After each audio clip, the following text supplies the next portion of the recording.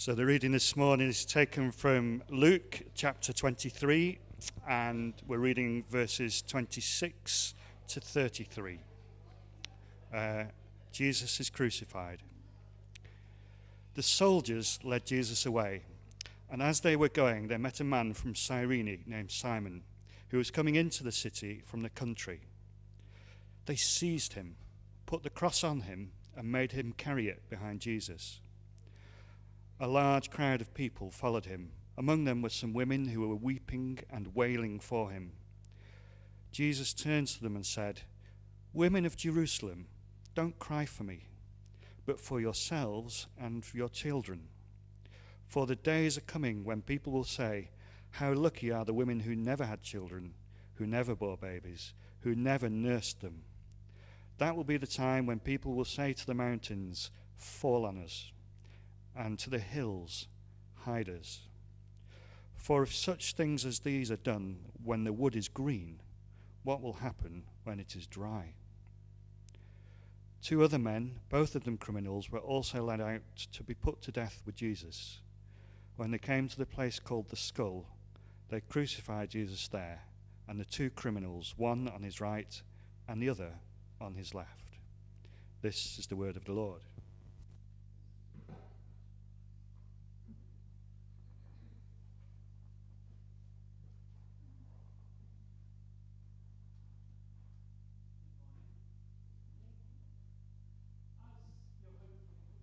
Try that again. I've got a microphone on now. As you're hopefully aware by now, we're doing a preaching series on the theme of journeys. So we've looked at, in previous weeks, at the journeys of Abraham and Jacob, the Israelites and Elijah. And then last week we heard from Claire about Jonah's attempts to travel absolutely anywhere other than where God wanted him to be. So this week we're looking at a journey which in some ways we will all have to face ourselves someday in one form or other, as Jesus journeys towards his death on the cross.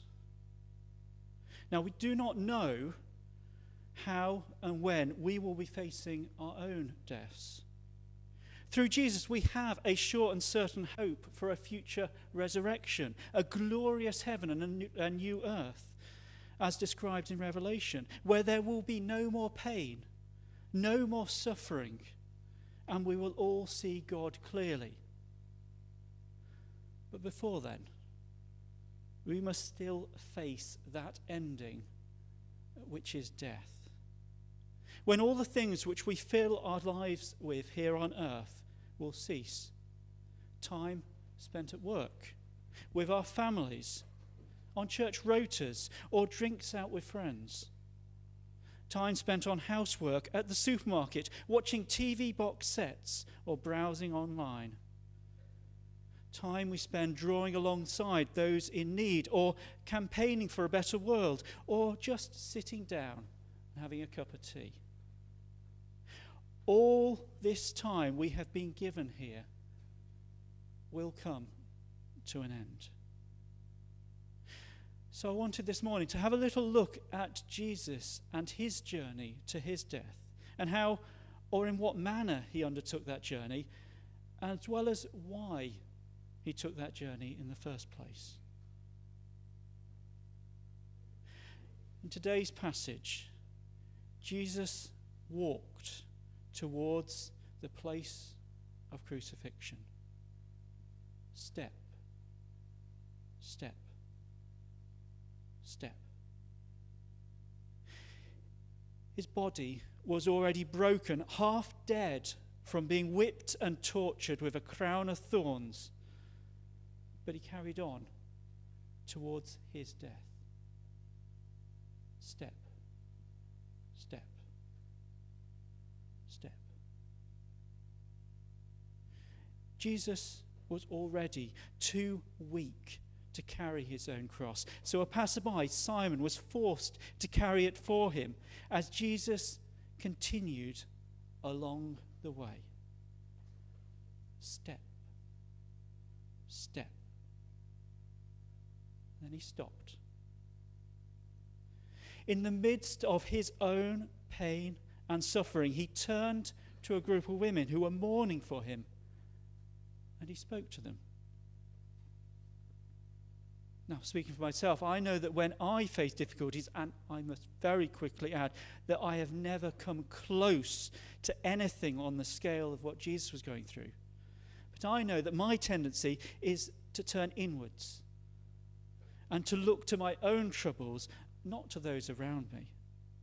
But here is Jesus close to his death, stopping to show concern for others. Now, up until this point, Jesus has silently borne the mocking, a beating, a mistreatment of himself. But here he is moved to speak out tenderly to these women that he meets along the way. He speaks to them to warn them of the suffering that will be there in the years to come. A prophecy which is fulfilled during the brutal siege of Jerusalem and the destruction of the Second Temple in AD 70. I'm not going to dwell on that this morning, on the details of the prophecy or that coming destruction to Jerusalem.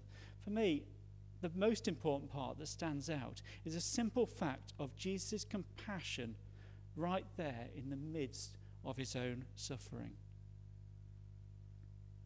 Now, Jesus' reaction to these women also relates deeply to why Jesus was taking that journey in the first place. As he continues on, step, step, step, on the way to his death. Now, on a worldly level, the reasons why Jesus was there can be stated very simply. He managed to upset several powerful people who wanted to get him out of the way. This led to an unjust, unfair trial on trumped-up charges and a final cowardly condemnation from a public figure too afraid of public opinion to stand up for justice. Jesus' trial and execution are the ultimate answer to all those who rail against God, saying, "What I'm going through isn't fair. You don't understand what it is like." Those who have been trampled on by the rich and powerful can look to Jesus and know that God has been there too. Those who fail to get the justice they deserve can look to Jesus and again know that God has been there too. Jesus is there as a symbol of the deep injustices in this world and the God who has experienced them alongside us. But a worldly explanation does not tell the whole story. As Christians, as followers of Jesus, we also believe that he was there because of our sin. In the words of the song we will be singing later, "It was my sin that held him there until it was accomplished. His dying breath has brought me life. I know that it is finished." Jesus' death on the cross, his separation from God the Father, was to pay the price that we deserve to pay for our sin, so that by his grace and through his death and resurrection, we can find forgiveness from that sin. As Jesus carried on, step, step, step, towards his place of crucifixion, he faced not just a slow and painful death, a death resulting from worldly injustice. He faced the suffering that comes from all the wrongdoings that we have done. God generously pours out his grace and forgiveness upon us. We can never fall so low that we are beyond his redemption. His grace is freely given, but it was not free to give. It cost Jesus, it cost God everything to give it. Jesus' compassion for the world he created was the reason he was on that journey to the cross. And it was his compassion that spilled out to those he met along the way. And so Jesus carried on. Step, step, step, to the place called the skull. And with four short words at the end of today's passage, they crucified him there. Dying in pain as a result of deep injustice and human corruption, dying in our place for our sin and the justice we deserve, dying so that through God's grace we can be forgiven and reconciled with him.